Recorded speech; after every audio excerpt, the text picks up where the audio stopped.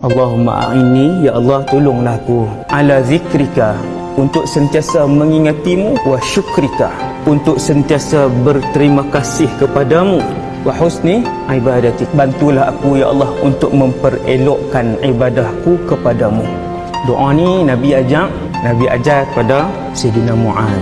Kita jarang meminta, sedangkan Allah itu suka manusia yang paling banyak memohon kepada Allah.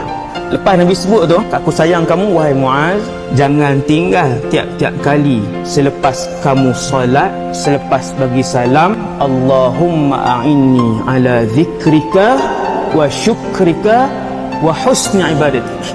Ibu ayah sekalian, manusia bila dia jadi orang yang paling mengingati Allah, orang yang paling berterima kasih kepada nikmat yang tak boleh dikira daripada Allah, dan orang yang paling baik ibadahnya, maka dia adalah manusia yang paling baik di sisi Allah SWT.